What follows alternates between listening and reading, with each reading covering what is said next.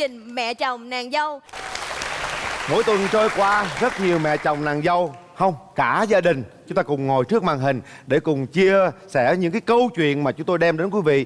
Trong những câu chuyện đó, chúng ta sẽ thấy mình ở trong đó. Và chắc chắn trong những câu chuyện đó, chúng ta sẽ rút ra một bài học kinh nghiệm để giữa mẹ chồng nàng dâu sẽ kết nối nhau bền chặt hơn, yêu thương nhau nhiều hơn. Ngày hôm nay cũng thế, chúng ta sẽ gặp gỡ hai cặp đôi mẹ chồng nàng dâu. Xin mời quý vị đến với cặp đôi mẹ chồng nàng dâu đầu tiên.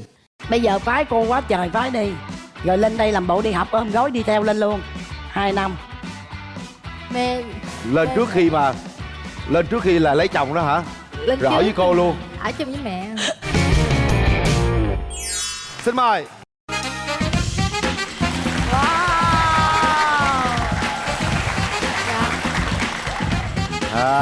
Chào cô, mời cô ngồi. Dạ chào cô. Mời. Dạ xin mời chị ạ. Dạ. Chương trình Mẹ Chồng Nàng Dâu rất vui được chào đón cô với em đến tham gia chương trình. Rồi mời cô giới thiệu về mình. Cô tên đầy đủ là Nguyễn Thị Quốc Hòa, hiện nay là nữ hoàng ngoại giao toàn cầu 2019 Wow. và tổng giám đốc tập đoàn mỹ phẩm CY miền Nam. Dạ cô năm nay bao nhiêu tuổi rồi cô hả? Năm nay cô 69 tuổi. Trời ơi 69 tuổi. Trời ơi, nghĩ cô chắc khoảng năm mấy. Trẻ thiệt luôn á. Dạ xin mời chị giới thiệu về Dạ mình. em tên là Võ Thị Úc Thương, em nay 28 tuổi, em là dâu của mẹ. Chị làm dâu của mẹ bao nhiêu năm rồi? Dạ em làm dâu 9 năm rồi chị. Wow. 9 năm. Dạ. Cái lần đầu tiên mà cô gặp con dâu của mình á, cô ấn tượng như thế nào hả cô? Lần đầu tiên ngày xưa á, cô ở dưới quê Đồng Tháp, thì mẹ của con bé Thương với cô là làm dâu kế bên, làm dâu chung một xứ. Rồi cô mới chia tay với ông xã ở dưới quê, thì mẹ Út Thương còn làm dâu ở dưới. Rồi cô mới lên Sài Gòn, năm nay 22 năm lập nghiệp, rồi trở về dưới quê cưới lại Út Thương. Tức là quen bà xui trước. Nhưng mà khi 22 năm trở về gặp Út Thương á, thì thấy có thay đổi so với lúc nó còn nhỏ không? Lúc mà cô đi lên Sài Gòn á là 22 năm nay thì Út Thương chưa chào đời mà. Vậy là về là không biết tính tình nó sao? Không, chỉ nắm mẹ nó thôi. Chỉ nắm mẹ Nắm thôi. bà xui thôi. Rồi không biết chị có ấn tượng gì mà khi lần đầu tiên gặp mẹ chồng không? Thì lần đầu tiên là mẹ em cũng đi về quê mà đi đám á. Em nói là bất ngờ lắm, tại vì xưa giờ không có gặp ai mà như lớn tuổi mà model mà như sửa soạn như mẹ em hết á.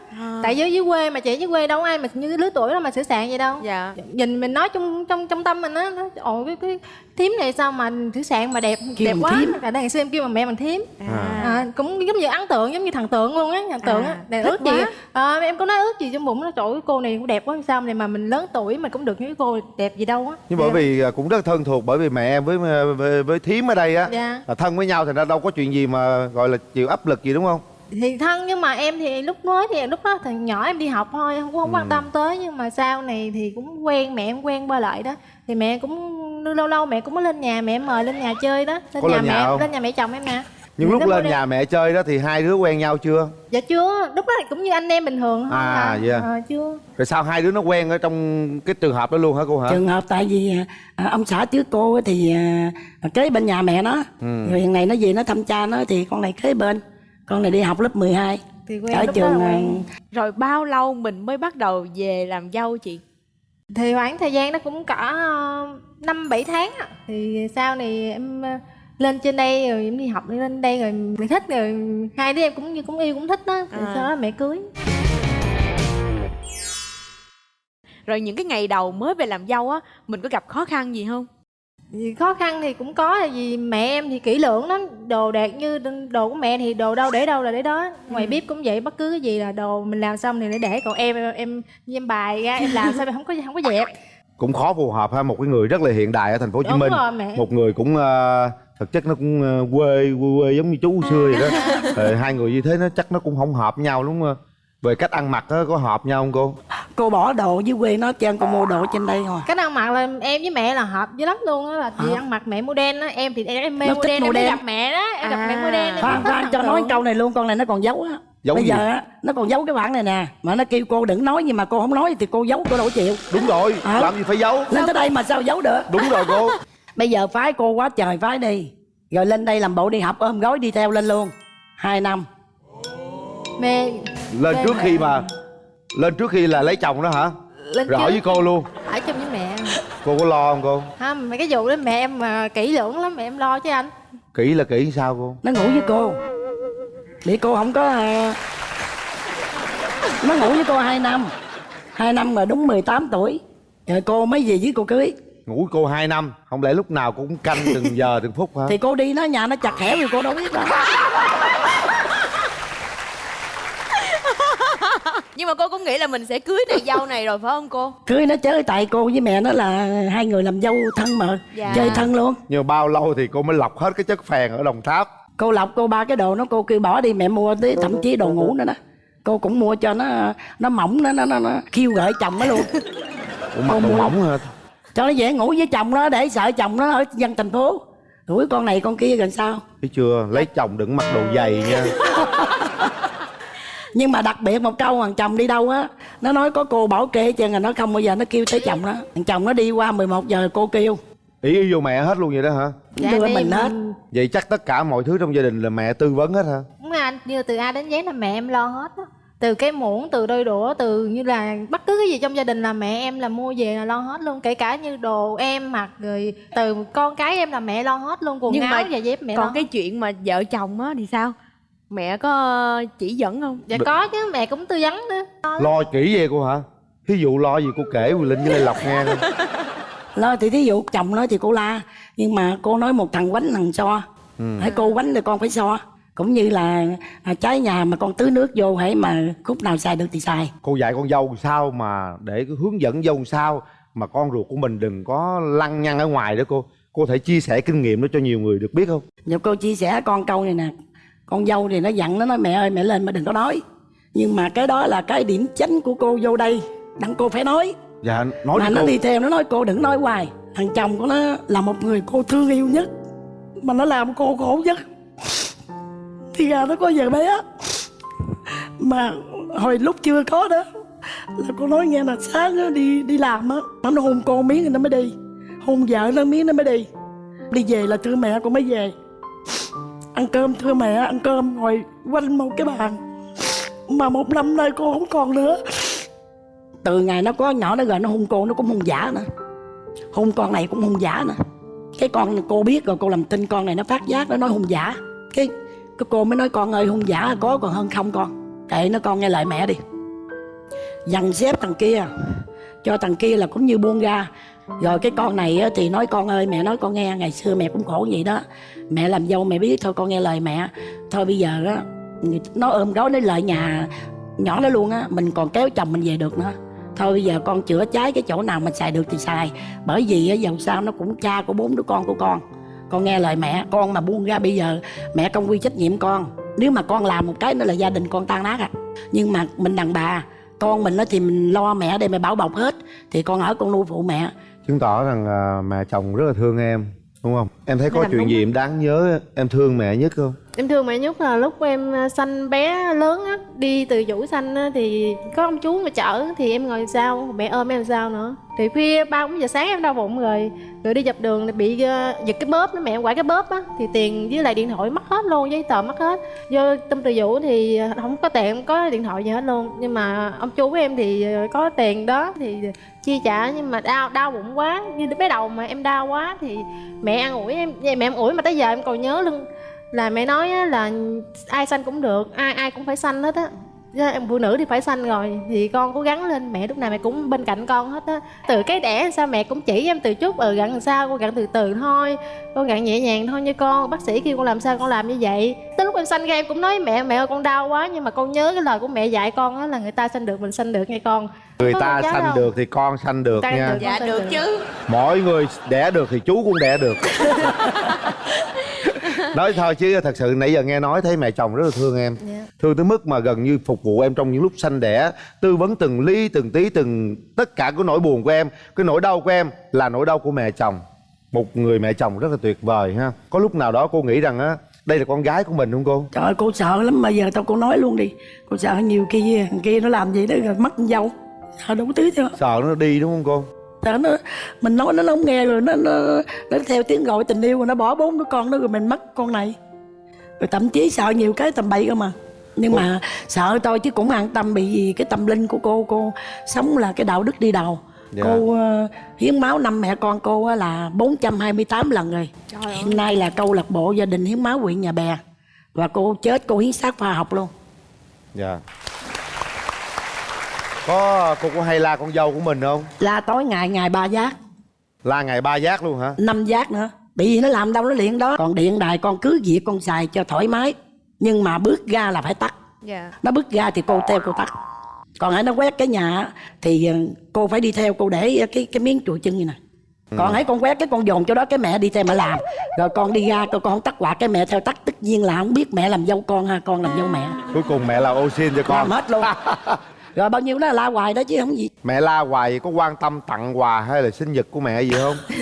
Rồi cái gì để lọc rồi này kia thì em cũng nhắn tin em chúc mẹ. Nó có đồng bạc nào đâu. Em Đưa chúc tiền mẹ. cho nó, đưa tiền cho nó bỏ túi nhiều khi 1 triệu 2 triệu dằn nó nói thôi con không có giữ đâu.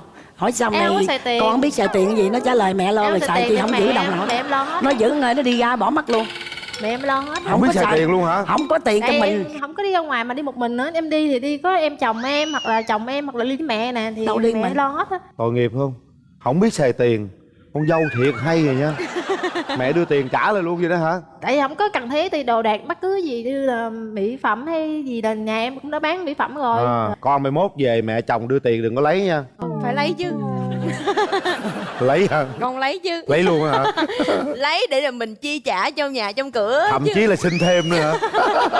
Cái câu chuyện này rất là dễ thương Nó không đó. biết xài nhưng mà cô không có kể, nhưng mà xe nhà này nọ nó cho nó đứng tên thôi chứ mà. Dạ.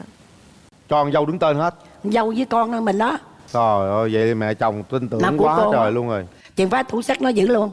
Dàn dòng cô nó giữ luôn. Ai giữ con? Con này. Em lo như là mẹ đồ của mẹ là em giữ hết. Vậy đâu có cần lấy tiền đâu nữa. cần lấy gì đâu. Giữ cái Trời chìa ơi. khóa là ngon Giữ rồi. sổ hồng. Giữ chìa khóa két sắt hèn chi nãy giờ tưởng đâu nó không lấy gì hết. Chú này. Ai về nó giữ hết trơn.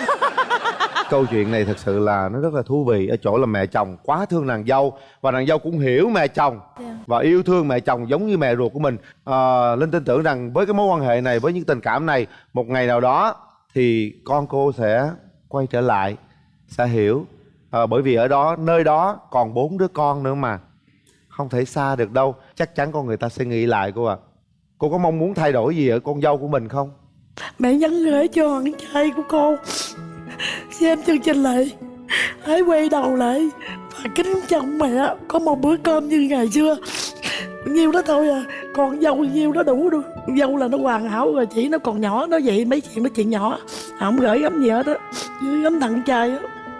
Còn em có muốn điều gì ở mẹ chồng không? Thì em muốn mẹ em là như đừng có buồn với chuyện gì, để tới thì tới đi cho mẹ sắp xếp thôi. Mà em muốn mẹ em được giữ sức khỏe, như sống vui sống khỏe đó, giữ sức khỏe thì chuyện quan trọng hơn. Chị có mong muốn nhắn nhủ điều gì với chồng không? Thì em nếu mà chồng em có xem được chương trình thì em mong muốn là chồng em hiểu em với hiểu mẹ nhiều hơn đó. Gia Tại đình vì là số 1. gia đình là số 1 đúng rồi. Mẹ em lúc nào cũng nói là gia đình là số 1 để nó lo cho con cái thì kia đồ thôi. Thì giờ em mong muốn là chồng em là hiểu mẹ với hiểu em nhiều hơn, rồi lo cho con cái nhiều hơn. Rồi. Hai mẹ con ôm chặt nhau thế nào? Nào, ôm chặt thật chặt nào. Đó, chắc chắn rằng chồng em sẽ xem, con cô sẽ xem và chắc chắn sẽ có suy nghĩ lại. Chúc cho mẹ chồng nàng dâu sẽ mãi mãi yêu nhau thế này. Một kỷ niệm xin gửi tặng cô để nhớ về chương trình Mẹ chồng nàng dâu. Chúc cô mạnh khỏe. Dạ, chương trình có phần quà dành tặng cho cô và chị là nước yến nguyên chất, có tác dụng bồi bổ cơ thể, tăng cường sức đề kháng và làm chậm quá trình lão hóa. Nước yến collagen có tác dụng chống lão hóa da và các căn bệnh về loãng xương, khớp xương. Sản phẩm yến xào sông Yến, thương hiệu vì sức khỏe.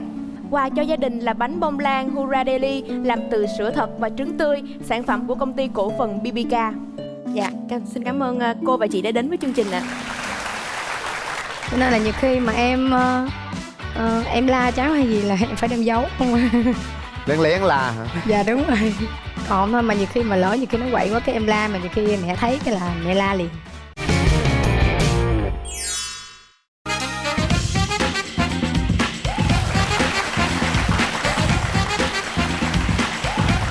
Dạ, con mời cô ạ.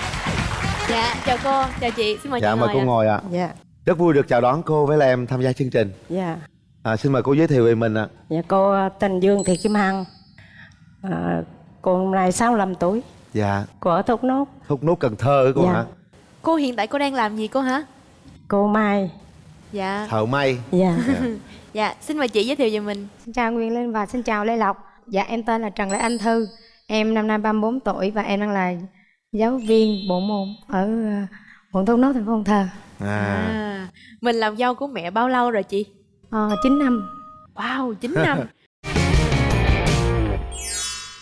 Cái ngày đầu tiên mà cô gặp con dâu tương lai của mình á, thì cô ấn tượng điều gì ở cô gái này? Cháu cũng có về nói con có quen cô bạn cũng về chung, cũng thấy cũng được, để con về cho mẹ coi, rồi đem về thì cô thấy cũng được. Được là được sao cô? Lúc cô thấy được là được sao? Thì cũng dễ thương. Dễ thương. Dạ. Thấy dễ thương giống mình luôn ha. Dạ. Cô nét đẹp ghê á. Nét đẹp Dạ. của miền Tây Nam Bộ nè. Dạ. Dạ, cảm ơn Nguyễn Linh. Cô gái Cần Thơ đúng không cô? Dạ. Cần Thơ gạo Gạo trắng trắng. nước trong đó. Ai đi đến đó lòng không muốn về.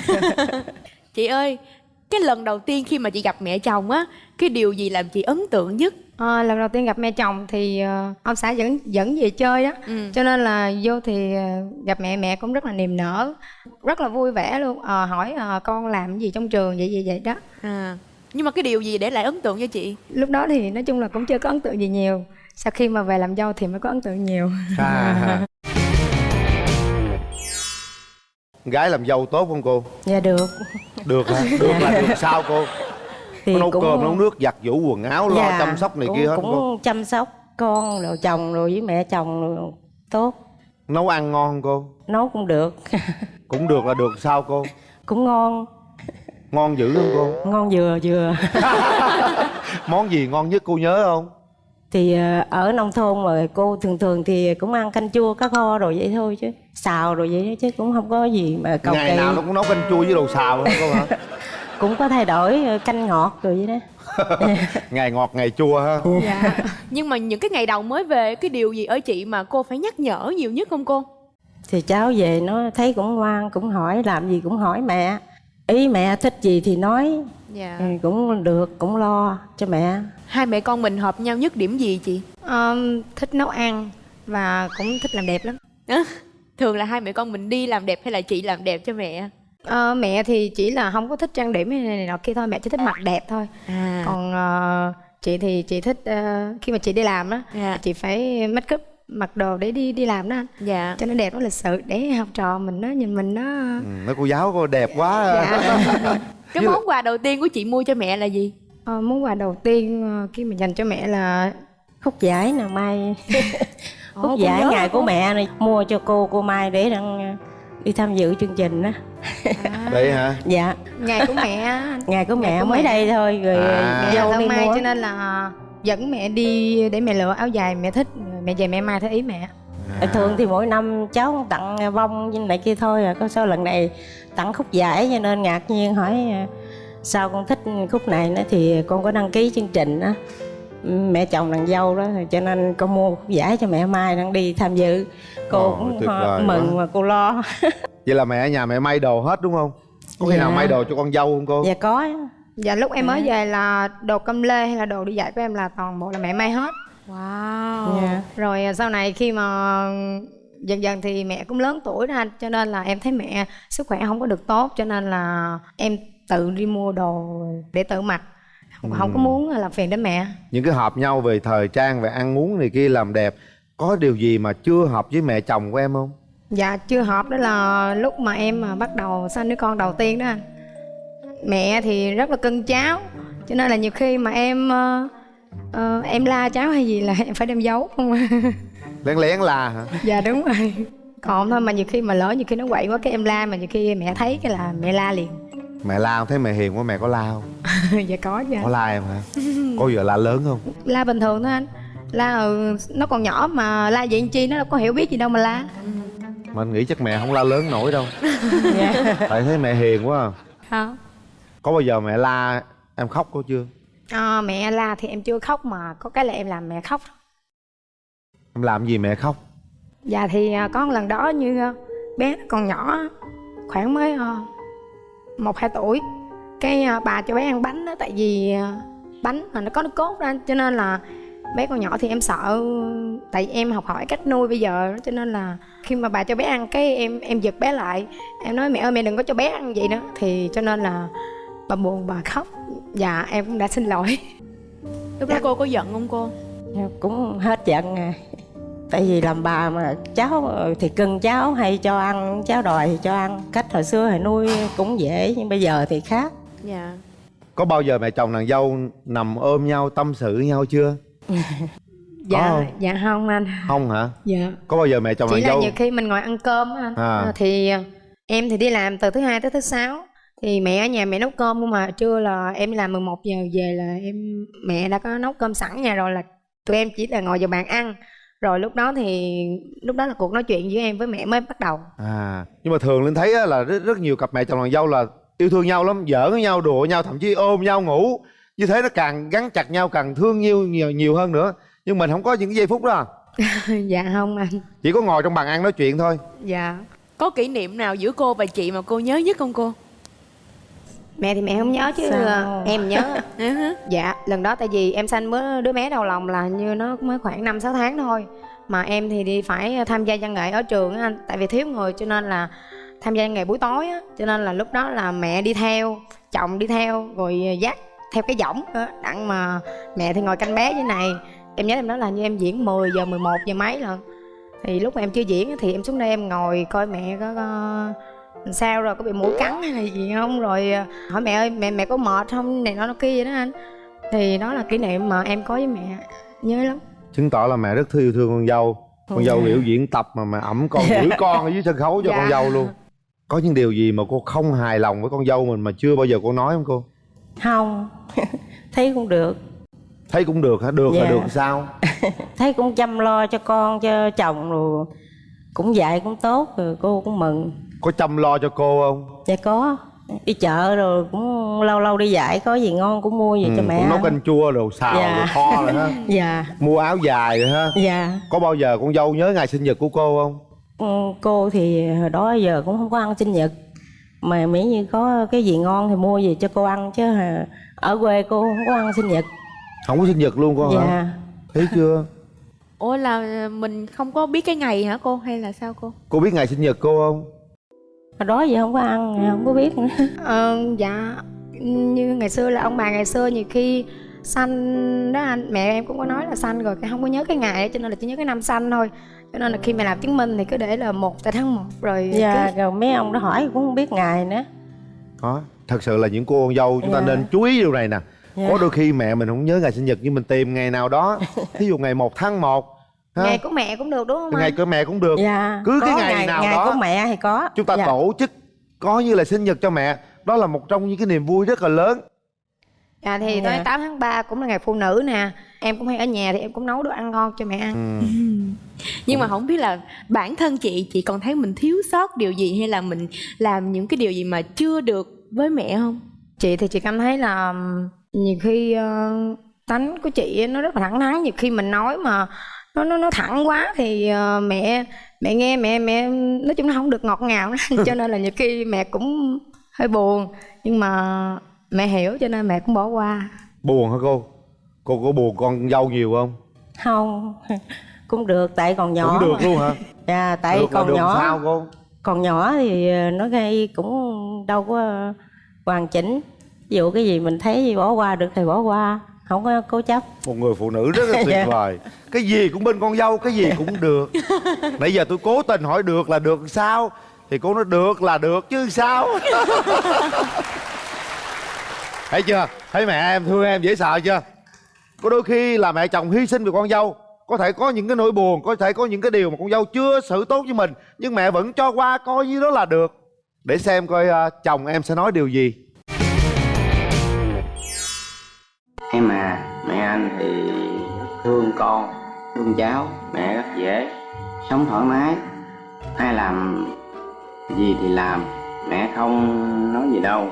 Nhưng đôi khi mẹ quá thương cháu mà la em thì em cũng đừng buồn. Tánh tình của mẹ vậy chứ mẹ cũng thương em lắm.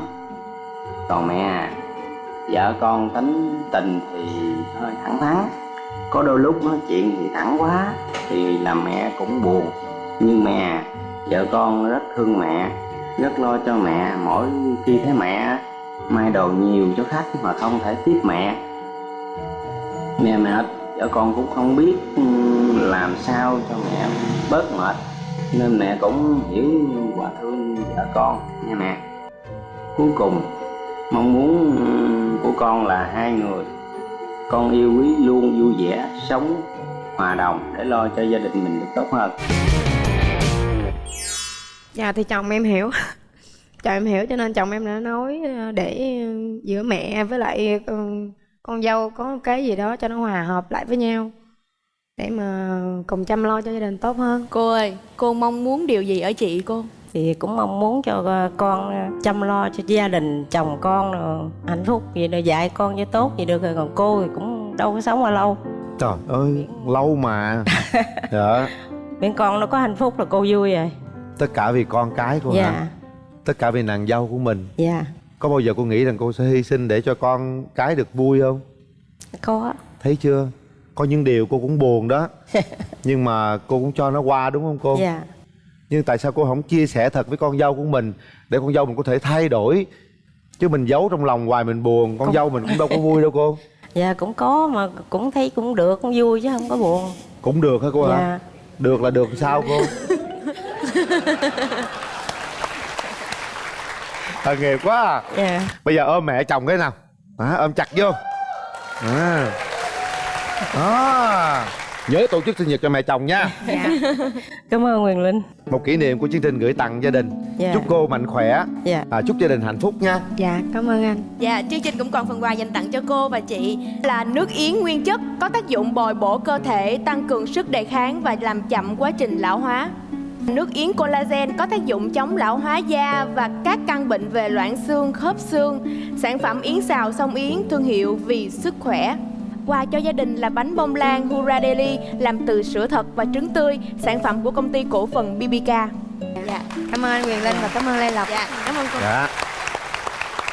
Mỗi gia đình luôn có những rào cản vô hình, nhưng mà điều tuyệt vời nhất là các mẹ chồng và nàng dâu luôn dẹp bỏ mọi rào cản để đến với những cái yêu thương lớn hơn dành cho gia đình. Đúng rồi, có đôi khi mỗi người chịu hy sinh một chút xíu, cái gì nó chưa được thì coi như cũng được. Biết đâu những điều đó nó sẽ gắn kết tình cảm mọi người nhiều hơn. Và quan trọng hơn là hãy nói thật với nhau nghe, hãy chia sẻ với nhau. Rất cảm ơn quý vị đã dành thời gian quý báu theo dõi chương trình. Và đừng quên khung giờ phát sóng quen thuộc của chúng tôi vào lúc 15h40 thứ Bảy hàng tuần trên kênh HTV7. Và bây giờ, Quyền Linh và Lê Lộc xin chào tạm biệt và hẹn gặp lại. Trải qua hơn 1 năm phát sóng, chương trình Mẹ chồng nàng dâu đã có rất nhiều câu chuyện được chia sẻ, giúp gắn kết mối quan hệ giữa mẹ chồng và nàng dâu. Con pha nước cam cho nó uống được rồi, con ăn ít đi, kệ nó. Kêu anh vậy, anh phá đồ anh nè. Hãy đến với chương trình Mẹ chồng nàng dâu cùng hai MC Quyền Linh và Lê Lộc. Đừng ngần ngại, hãy đăng ký ngay tại fanpage Mẹ chồng nàng dâu hoặc gọi hotline để có những kỷ niệm đáng nhớ cùng mẹ chồng nàng dâu.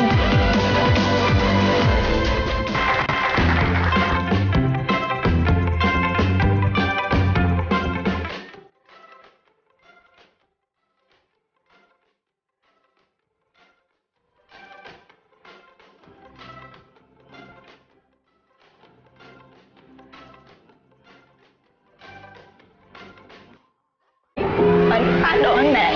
Hãy đến với chương trình Mẹ chồng nàng dâu cùng hai MC Quyền Linh và Lê Lộc. Đừng ngần ngại, hãy đăng ký ngay tại fanpage Mẹ chồng nàng dâu hoặc gọi hotline để có những kỷ niệm đáng nhớ cùng mẹ chồng nàng dâu.